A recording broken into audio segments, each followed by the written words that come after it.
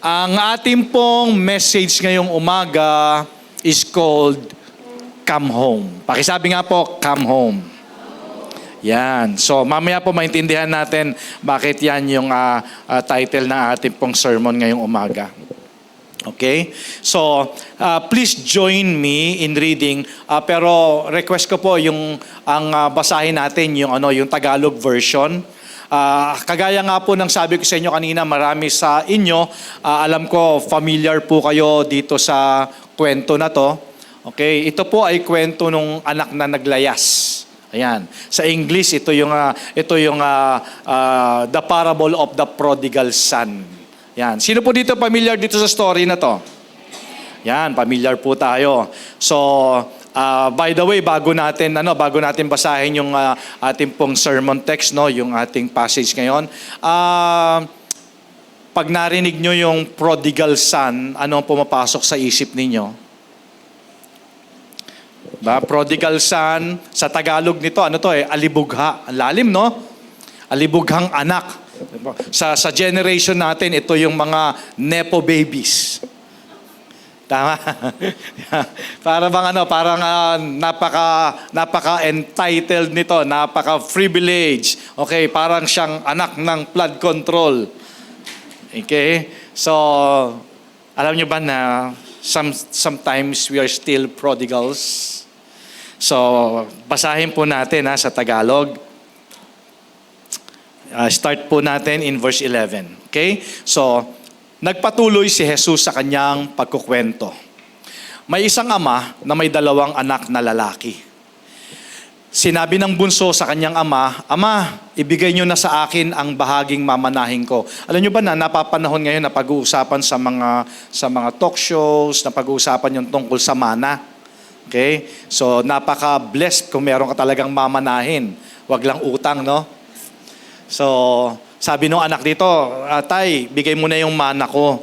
Okay. Sinabi nung bunso. Kaya hinati naman nung ama yung ari-arian niya sa dalawa niyang anak. Kasi nga dalawa yung kanyang anak na lalaki. So, dito makikita natin yung dalawang anak na lalaki, yung bunso, the younger brother, na who openly walk away. Ito yung naglayas. And then, yung older brother, siya yung nagstay dun sa bahay, pero yung heart naman niya malayo dun sa kanyang ama. Okay? So, balikan natin yung verse 13. Pagkalipas ng ilang araw, verse 12 muna. Sinabi ng bunso sa kanyang ama, "Ama, ibigay niyo na sa akin ang bahagi ng aking mamanahin." Kaya hinati ng ama ang ari-arian niya sa dalawa niyang anak. Pagkalipas ng ilang araw, ipinagbili ng bunso lahat ng minana niya at pumunta sa malayong bayan. Doon niya ginastos ang lahat sa walang kwentang pamumuhay. Nang maubos na ang pera niya, nagkaroon ng matinding tagutom sa lupang iyon at naghirap siya. Verse 15, kaya namasukan siya bilang tagapag-alaga ng baboy sa isang taga roon. So imagine mo, from nepo baby to tagapag-alaga ng baboy. Okay. Sa tindi ng kanyang gutom, parang gusto na niyang kainin pati pagkain ng baboy. Umamin kayo. Minsan pag gutom na kayo, di ba?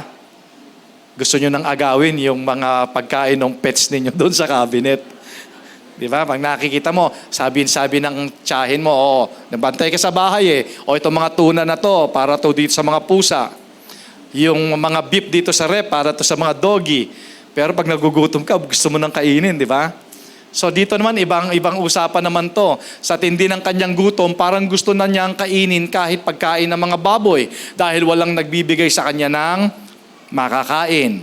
Nang mapag-isip-isip niya, nung bumalik na siya sa katinuan, sinabi niya sa kanyang sarili, "Sa amin kahit ang mga utusan ng aking ama ay may sapat na pagkain at sobra pa. Pero ako rito ay halos mamatay na sa gutom.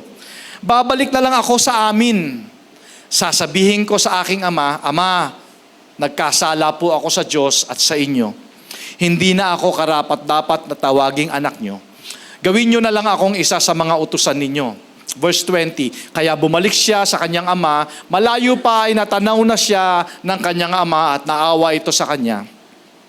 Kaya patakbo siya nitong sinalubong, niyakap at hinalikan. Sinabi ng anak sa kanyang ama, Ama, nagkasala po ako sa Diyos at sa inyo. Hindi na ako karapat-dapat na tawaging anak nyo. Pero tinawag ng ama ang mga utusan niya, madali, dalhin ninyo rito ang pinakamagandang damit at bihisan siya. Lagyan ninyo ng singsing ang daliri niya at suotan nyo ng sandalyas ang mga paa niya. Verse 23, at kumuha kayo ng batang baka na pinataba natin at katayin nyo, magdiriwang tayo. Dalhin ang anak ko na akala ko'y patay na ay bumalik ng buhay. Sabi nga, di ba? Sabi nga sa English, I was once dead, but now I am alive. Dahil ang anak ko ay akala ko'y patay na, ay bumalik na buhay. Nawala siya pero muling nakita. Kaya nagsimula silang magdiwang. Samantala, nasa bukid noon ang anak na panganay. Ito na yung pangalawang anak. At nagtatrabaho. Nang pauwi na siya at malapit na sa kanila, narinig niya ang tugtugan, may party. At nagsasayawan sa bahay nila. Tinawag niya ang isang utusan at tinanong, bakit? Anong nangyayari sa bahay? Sumagot ang utusan, dumating ang kapatid niyo. Kaya ipinakatay ng inyong ama ang pinakamatabang baka upang ihanda dahil bumalik siyang ligtas at nasa mabuting kalagayan. Verse 28, nagalit ang panganay at ayaw pumasok sa bahay kaya pinuntahan siya ng kanyang ama at pinakiusapang pumasok. Pero sumagot siya, pinaglingkuran ko kayo ng tapat sa loob ng maraming taon at kailanman ay hindi ko sinuway ang utos nyo. Pero kahit minsan ay hindi nyo ako binigyan ng kahit isang batang kambing para makapaghanda ako at makapagpasya kasama ang mga kaibigan ko. Pero nung dumating ang anak nyong lumustay ng kayamanan ninyo sa mga babaeng bayaran, ipinagpatay nyo pa ng pinatabang baka. Sumagot ang ama, anak, lagi tayong magkasama at ang lahat ng ari-arian ko ay sayo. Ito yung namimiss na maraming Kristiyano eh. Positionally, we are blessed. At alam natin ang pagpapala nandyan lang eh, di ba? So, hindi natin, minsan, nakakalimutan natin na ang lahat ng pangailangan talaga natin ay pinrovide na ng Panginoon. So, dapat lang na magsaya tayo dahil ang kapatid mo na inakala nating patay ay bumalik na buhay. Nawala siya, pero muling nakita. Okay. So, ito po yung kwento ng naglayas na anak. Ito yung kwento ng anak na lumayo.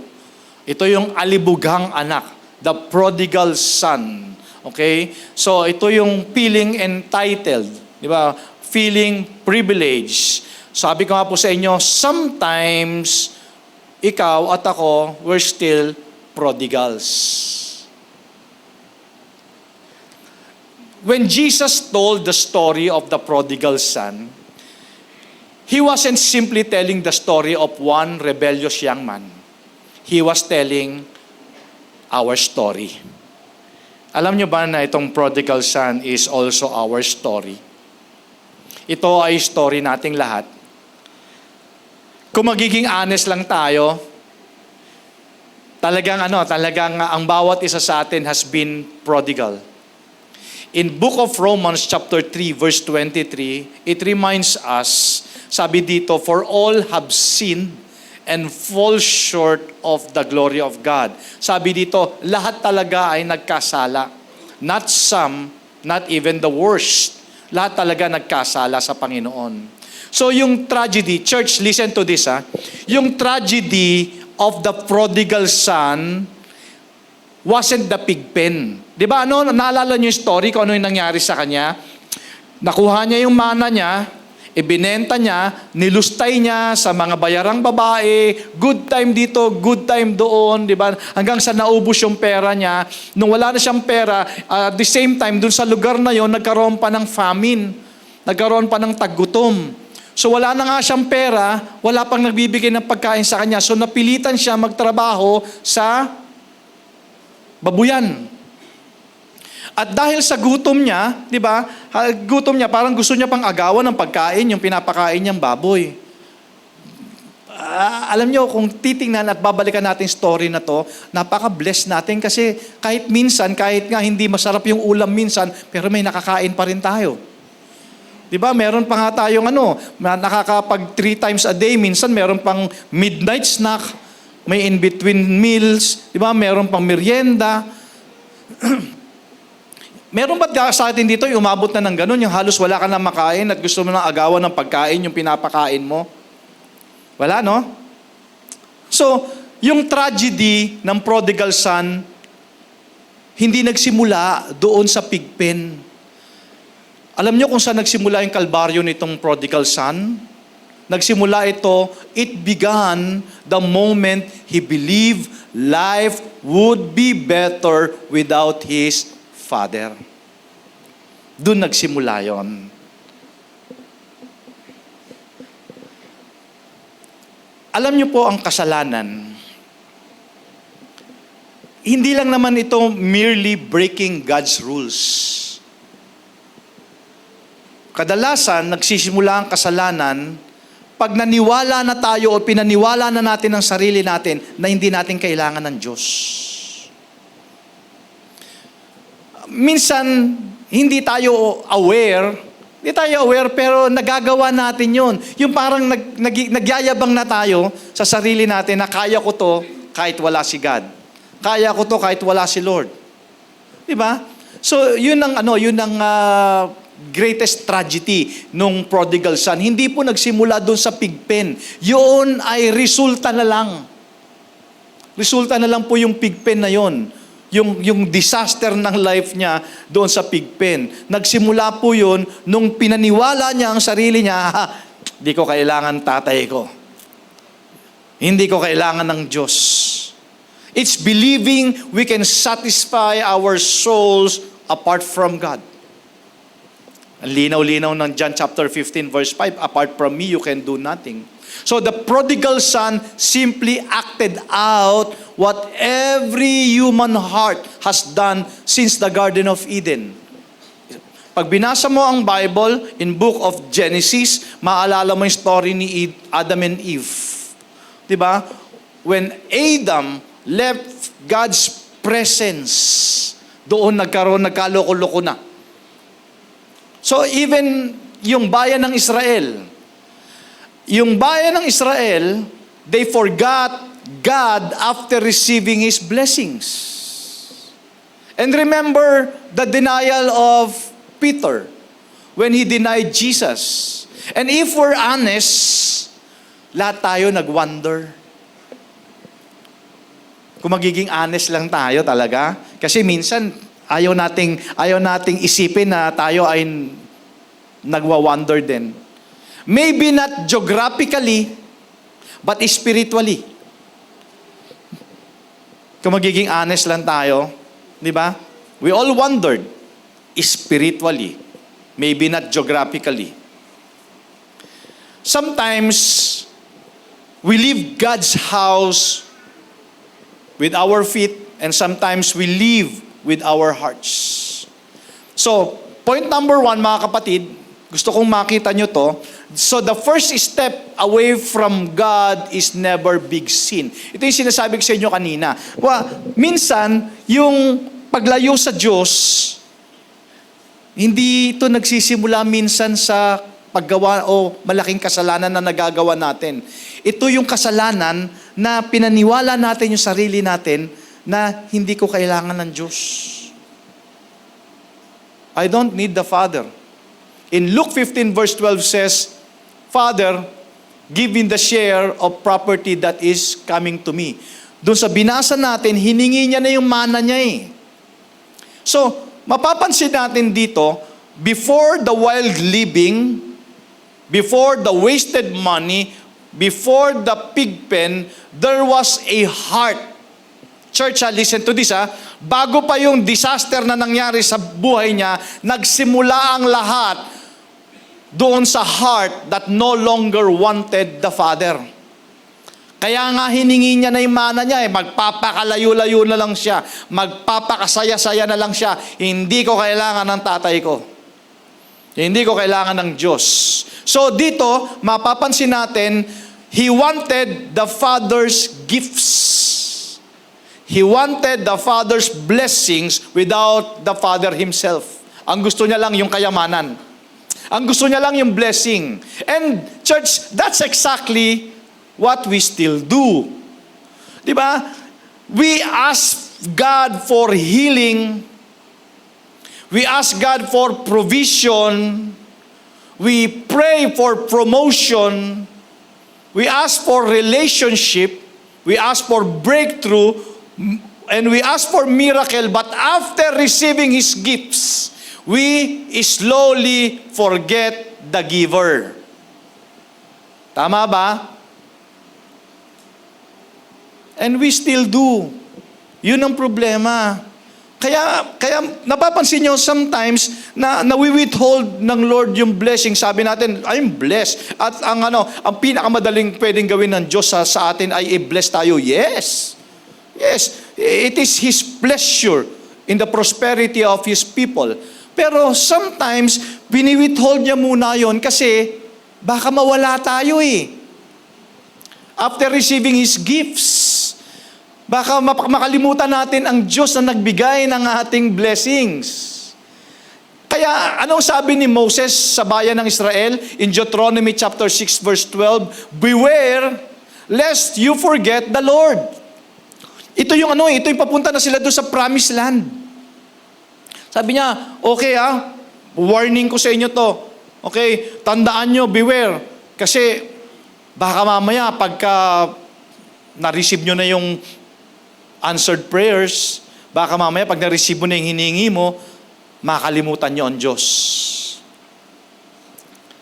Not because suffering would pull them away. Kita nyo yung ni Moses sa bayan ng Israel Kasi kadalasan may mga tao din na because of suffering, lumalayo sa Diyos. Dito iba.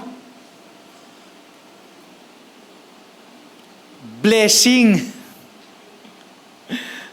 Sometimes success is a greater test than suffering. Do you agree? Hello? Di ba? Minsan pagka sagana, nakakalimutan natin ang Diyos na nagbigay. Sometimes answered prayers create greater distance than unanswered ones. What if ang dahilan kaya pa hindi sinasagot ng Diyos yung mga prayers natin because hindi pa tayo ready to receive it? Hindi, Lord, ready na ako. Pero God sees our heart. Alam ng Lord Alam ng Lord Kaya talagang church, talagang you and I, kailangan talaga natin ng time, Panginoon, para mag-reflect, no? Mag-reflect tayo. Answered prayers ko, wala pa. Yung mga prayers ko hanggang ngayon, kumusta ba ako? Ready na ba akong tumanggap? And this leads to point number 2. We don't always run from God. Sabi ko po sa inyo kanina, kung magiging honest lang tayo, we all wondered. Pero we don't always run from God. Pag sinabi natin always run from God, na parang bigla ka na lang nawala, no. Sometimes we just drift. Unti-unti, hindi mo napapansin. Di ba? It happens slowly. Slowly. Di ba? Tapos pag narinig mo na yung sarili mo na minsan lang naman Church, yung minsan, maniwala po kayo sa akin, it's very dangerous. Kasi yan ang hindi mo napapansin. Yung minsan lang. Di mo na ako mag-church, minsan lang naman. Wala na ba akong karapatan? Diba? Di mo na ako magpe-pray, minsan lang naman Diba? Makapag-happy-happy nga, minsan lang naman Diba? Naintindihan naman ako ni Lord Tandaan nyo po, ito lagi kong bilin sa inyo, what you compromise will reproduce. Pag pinayagan mo yan ng minsan, maniwala po kayo sa akin, mauulit yung minsan na yan. At hindi mo napapansin, you're drifting away. Hello? May naintindihan po tayo? See?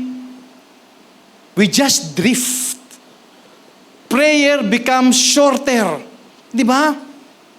Wala na, amen na agad. Worship becomes routine. Yung Sunday, wala na lang kasi nakasanayan ko lang pastor. Ano na lang ako kasi ilang taon na akong sanay na lang, routine na lang, duty na lang siya, yung worship. And church becomes optional. See? Hindi nyo napapansin, di ba? Unti-unti yun. Because sabi ng Bible, dapat alam natin yung scheme ni Satan. Di ba? Alam natin yung strategy niya. Hindi mo alam, dinidrift ka niya. And the Bible stays closed. Wala na, hindi na. Kailan kayo huling nagbukas ng Bible? Pag Sunday po. Para lang masabi mo sa sarili mo na nagbukas ka ng Bible. And it leads to conviction becomes quieter. Pag ginadjustify mo na. Ito ang pinakamalungkot dyan. When you justify the grace. Minsan lang naman, naintindihan naman ako ni Lord. Oo naman. He's so gracious. He's loving. He's so caring. Ganun ang Panginoon But the fire slowly fades. The prodigal son become lost. Hindi naman siya, he didn't become lost overnight. He drifted. Diba sabi ko nga po sa inyo, nagsimula yun doon sa puso. Sa puso na pinaniwala niya yung sarili niya, hindi ko kailangan si Lord. Optional na lang ang pag-church Optional na lang din. Yung prayer naging shorter na. Diba? Hindi na nagbubukas ng Bible. And many Christians today aren't running from God. Ito po yung gusto kong maintindihan ninyo. They're simply living comfortably, familiar without depending on God. Wala na, familiar na. Diba? Sabi ko nga sa inyo, yun ang problema pag naging familiar na tayo. Wala na yung fire. Kaya anong sabi ng Deuteronomy 8:10? When you have eaten and are full, di ba sabi ni Moses kanina, lest you forget. Baka makalimutan nyo yung giver, Tapos sabi sa Deuteronomy 8:10, and when you have eaten and are full, be careful. Sabi niya kasi pagka kayo ay sagana na, 'di ba? Sagana na, marami na kayong mga ari-arian, marami na kayong ipon, sagana na kayo, be careful because a full stomach can produce an empty soul. Kasi alam niyo yung comfort, ang binubulong nito sa atin, hindi mo na kailangan si Lord. Nasa iyo na lahat Di ba? Ikaw na. And this points to number 3. The greatest danger is replacing God with His gifts or blessings. Ito pa yung isang nakakalungkot na pag ang Diyos ay napalitan na ng blessing. Pag binasa mo ang Matthew chapter 13, mababasa mo doon yung the parable of the seeds. Diba? Sa Matthew chapter 13, mababasa mo doon yung deceitfulness of riches choke the word. Yung mga nare-receive daw natin ng mga word of God, diba? Alam naman natin yon by heart. Alam natin by heart. Nga lang minsan, nadadaya tayo ng mga cares natin. Nadadaya tayo ng mga pangangailangan natin. The riches of this world, nacho-choke yung word. Okay, so pansinin niyo, sa Matthew chapter 13, hindi sinabi dito na ninakaw ni Satan yung fire natin. Sinabi dito na yung blessing ang nag-choke. The promotion, yun ang problema, di ba? The greatest danger is replacing God with His gifts. Nandiyan na, pag na-promote na, di ba? Sabi niya, Lord, bigyan mo naman ako ng trabaho, Lord. Bigyan mo ako ng trabaho. Pag binigyan mo ako ng trabaho, Lord, yes, Lord. Regular na ako magsiserve, regular na ako mag-church, magta-tithes ako. Lord, bigyan mo ako ng trabaho. Nung nagbigyan ng trabaho, hindi mo na nakita.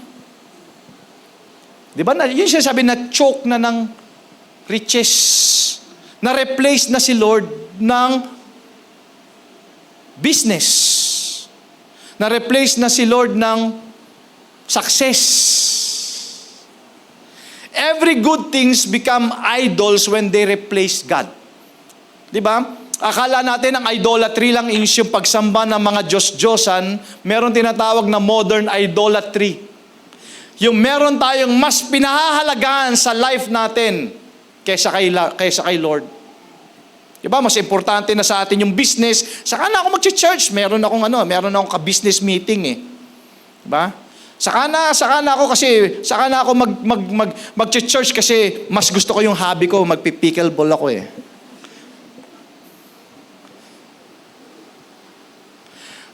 Take note of this, yung prodigal son, hindi niya naman ni-reject yung tatay niya eh. Tama.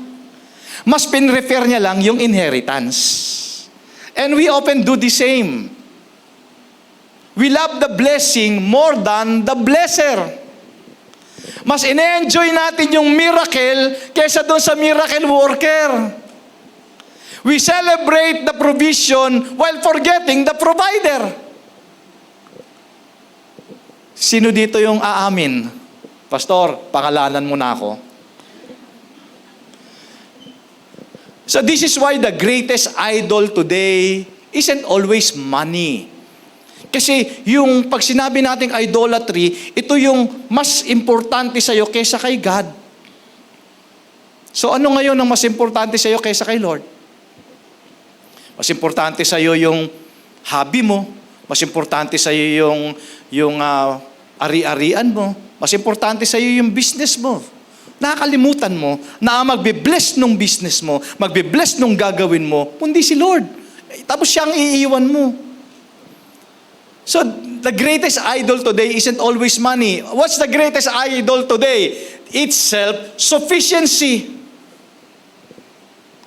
Alam nyo, yung self-sufficiency, yung pag sinabi mo na sa sarili mo na, kaya ko to, kahit wala si Lord. Amen. Say amen. May natututunan na ba tayo so far? Okay. Kaya sabi ko sa inyo, sometimes we are like prodigals. The prodigal came to himself. Ito yung maganda. Minsan, alam mo, sa totoo lang, ito yung kahit noong pinagpipray ko pa, Lord, wag namang may mangyari pa sa akin bago ko siya matutunan. Di ba? Wag namang may mangyari pa sa kapatid na to bago niya ma-realize na mali siya. Ikaw na ang mag-ano sa kanya, Panginoon. Ikaw na ang magpa-realize sa kanya. Alam niyo ba dito sa Luke 15:17, sabi dito, but when he came to himself, ito yung prodigal son, ito yung naglayas, ito yung naglustay ng kayamanan, ito yung naghirap eh.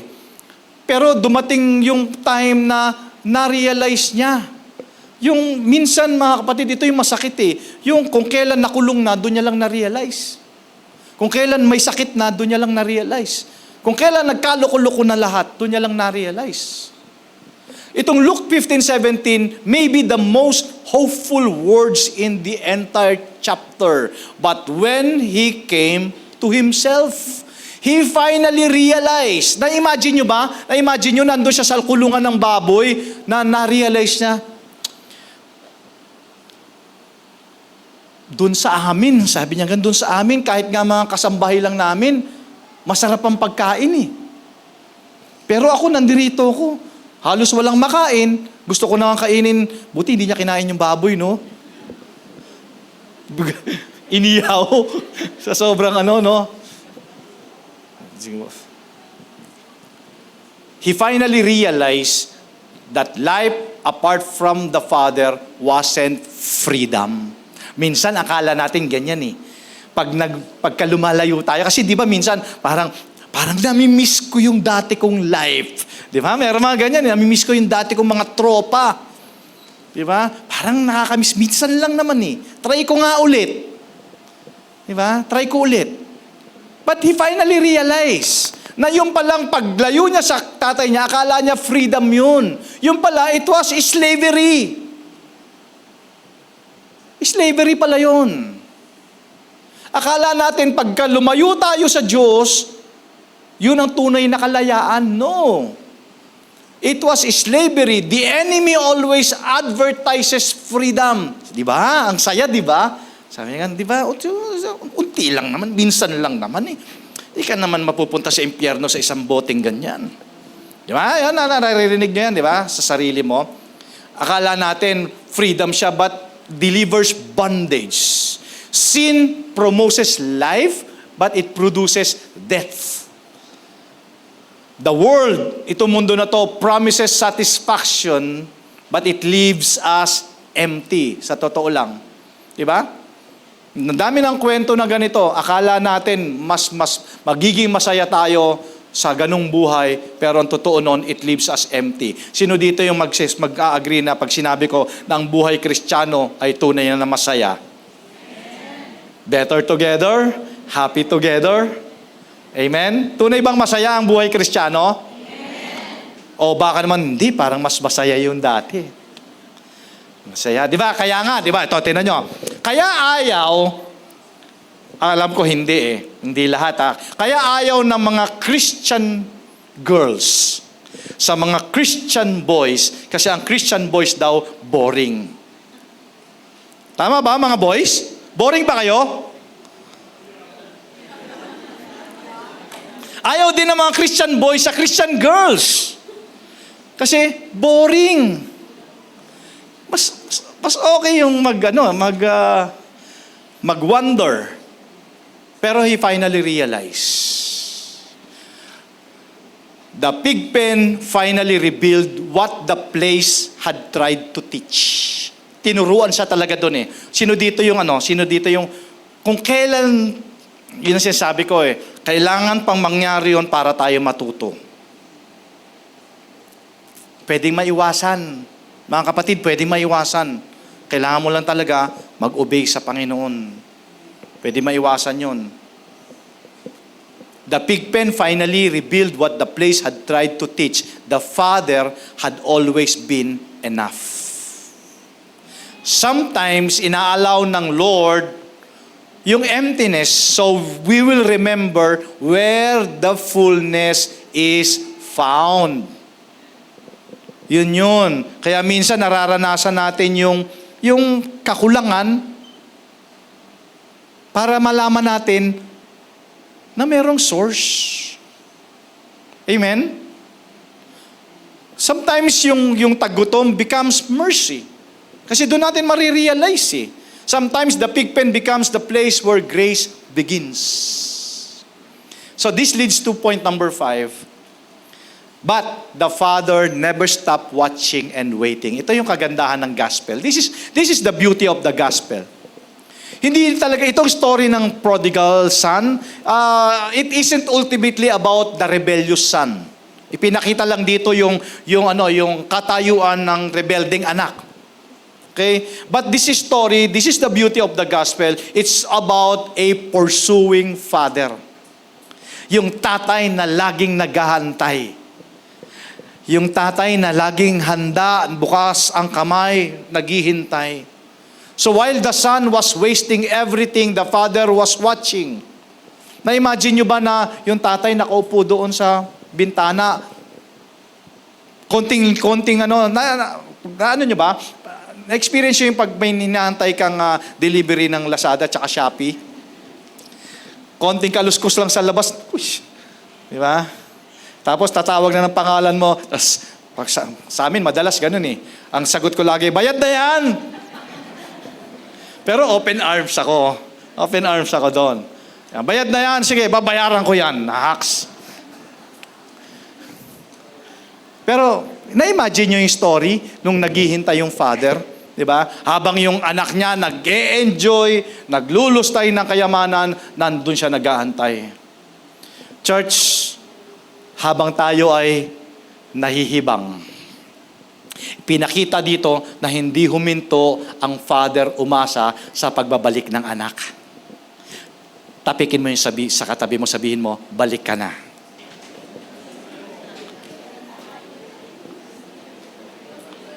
Amen. Parang di ata kayo kumisidot. Sige, isa pa. Sabihin mo, balik ka na rin. Ha? While the son believed he was disqualified, the father was preparing restoration.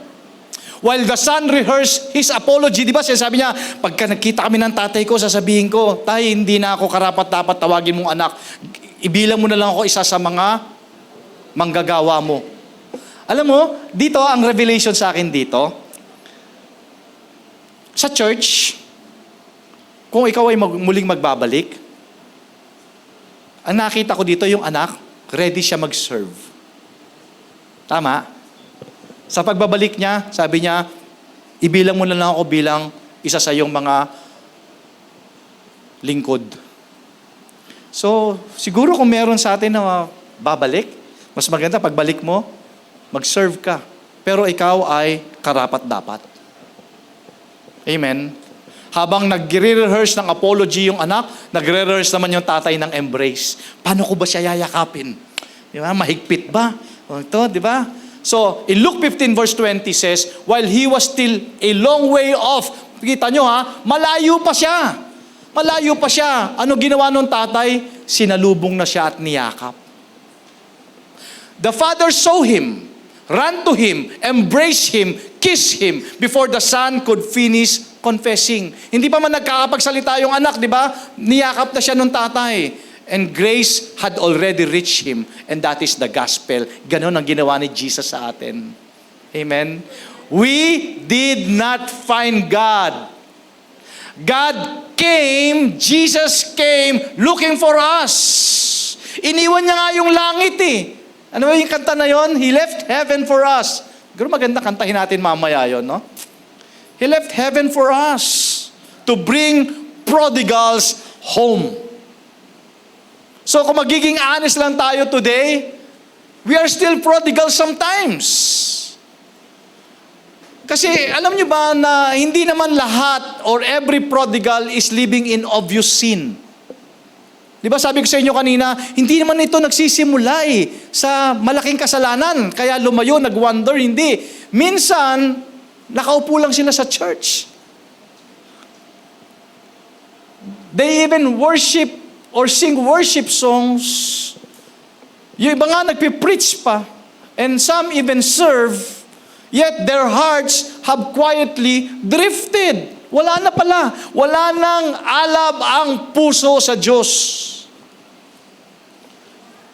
The younger son left physically, but many believers live emotionally, not through rebellion, but through routine. Iwasan po natin yun. Pagpunta nyo dito ng Sunday, iwasan ninyo na ito na lang ay routine na lang dahil sanay ka na lang na pumunta dito ng Sunday. No. Pupunta ka dito dahil gusto mong i-worship si Lord. Hindi ka rin pupunta dito dahil sa tao. Pupunta ka dito para kay Lord. Amen?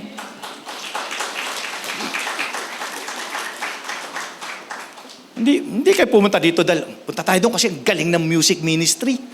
Di ba? Pogi yung pastor. Wag ganon. Walang ganon ha, walang ganon. Alisin nyo sa isipan nyo yun. Amen? Yan, sabi mo sa heart mo, hindi ako yon. Hindi ako yon. Okay. Church, sometimes we leave Him after the blessing. We prayed for the job, tapos bigla tayo magiging busy. Nag-pray ka ng anak, tapos kalaunan yung anak. Ano yung sabi natin? Wag naman, yung anak parang salot na. They stop leading them spiritually. We prayed for provision, then yung ating provision, yun yung naglalayo sa atin sa Panginoon. We even prayed for healing. Tapos hindi na natin sinisik yung healer. The blessing became distraction. Maniwala po kayo sa akin. Kaya sa ating mga Kristiyano, kadalasan, there's a testing sa blessing. Doon tayo minsan tinetest na yung blessing na. Kasi we're blessed. Diba? So, church, number 7, come home. The gospel invitation has never changed. Come home. Not because you've earned it, Not because you become worthy, not because you fix yourself. Come home because the Father is still waiting. Naghihintay ang Panginoon. In Revelation chapter 2 verse 5 says, remember therefore from where you have fallen, repent, and do the works you did at first. Diba? Ito yung mga pinreach natin na few Sundays ago. Alam naman ng Lord yung ginagawa natin. Sabi nga dito, remember the works you did at first. Naalala nyo ba yung ginagawa nyo dati? Ang init natin, nagso-soul winning tayo, nagsiserve tayo, di ba? Ang aga natin sa church, di ba? Araw-araw meron kang quiet time kay Lord. So sabi dito, remember therefore from you have fallen, repent. Because repentance is not punishment. It is coming home. Amen? Kaya, lagi nating aalalahanin, church, yung unang nagmahal sa atin. In 1 John chapter 4 verse 19 says, we love Him because He first loved us. Sabi ko sa inyo kanina, hindi ikaw ang naghanap sa Diyos. Tayo ang hinanap ng Diyos. Kaya nga nagkatawang tao ang Panginoong Jesucristo. He left heaven for us. Diba? Tayo yung hinanap niya. So, we love Him because He first loved us. It is choosing the Father's presence over the far country. Nasasabihin ko sa sarili ko, kahit ano pa man, hindi ko ipagpapalit ang Panginoon. Even with my own agendas, kahit na yung aking personal rights, even yung mga hobbies ko, basta, He is my firm foundation. Si Lord ang una sa lahat ng panahon, sa lahat ng oras sa buhay ko. Diba? Mas pipiliin ko ang presensya ng Diyos. Kasi kung nasa ng presensya niya, nandoon ang kanyang provision. So, church, maybe today you recognize yourself. Or perhaps you've wandered into sin. Or perhaps you've simply drifted into comfort. So either way, ano pa man nangyari sa'yo in the past, o kasalukuyan, either way, the road home is the same. Still, Jesus is the way. There's no other way. The road home is the same. So, ang Father, church, is watching the road. He's watching. His grace is greater than your failure. Pastor, alam mo, in my ministry, as a pastor, ang dami ko na-encounter na, Pastor, tanggapin pa kaya ako ng Panginoon kung babalik ako? Well, of course. Look at the prodigal son. Diba? Tanggapin pa kaya niya ako kahit na ang dami ko na nagawang kasalanan? Of course. Yun ang pag-ibig ng Diyos eh. That's the gospel. Amen? That's the gospel. Mahal tayo ng Diyos. Ano man yung nagawa natin in the past, hindi kasi interesado ang Lord sa nakaraan natin. He is much interested about our future. Yung makasama natin siya sa kanyang kaharian. His grace is greater than your failure. His mercy is deeper than your shame. His love is stronger than your past. And His arms are still open. Kapatid, alam mo kung anong nagbago dun sa buhay ng prodigal son? He realized. One decision. Sabi niya, babalik ako sa tatay ko. At sa pagbabalik ko, sabihin ko sa kanya, Ama, hindi po ako karapat-dapat bilang tawagin mong isang anak. Maglilingkod na lang po ako, ibilang mo lang po ako sa mga tagapaglingkod mo. Pero hindi ganun ang ginawa ng Father. Winelcome siya, in-embrace siya, kinis siya ng Father. Pinag-party siya ng tatay. Kasi yung inaakala na patay na siya, o ano man nangyari sa kanya, siya ay muling nagbalik. The Father still watching the road. And the Son has already paid the price. Di ba? May mga consequences talaga yung mga ginagawa natin. But the Holy Spirit is calling you home. So if you're drifted, come home. Huwag mong kakalimutan. The greatest blessing is not what God gives. The greatest blessing is God Himself. If you drifted, pakiramdam mo parang lumayo ka, unti-unting lumalayo, same pa rin yung road. Going back, wala pa rin si Jesus Christ pa din. Come home. Pakisabi mo nga sa katabi mo, come home. Balik ka na. Balik na tayo. At sa pagbabalik natin, mag-serve tayo sa Kanya. Hindi lang naman sa church, sa loob ng church ang pagsiserve. Your testimony is serving God. The good testimony. You share the gospel sa people in your community, in your neighbor, in your school, in your workplace. That's serving the Lord. Balik mo yung balik mo yung dati mong ginagawa. Come home. Come home. And that's the beauty of the gospel.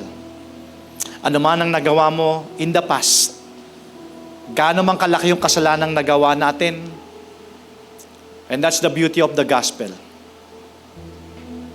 Huwag kang lumayo. Dahil hindi ka nawala sa puso't isipan ng Diyos. Mahal na mahal tayo ng Panginoon. Mahal na mahal tayo ng Diyos. Sabi mo nga sa katabi mo. Sabi mo sa katabi mo, mahal tayo ng Diyos. Mahal tayo ng Diyos. Balik na tayo. Balik na tayo.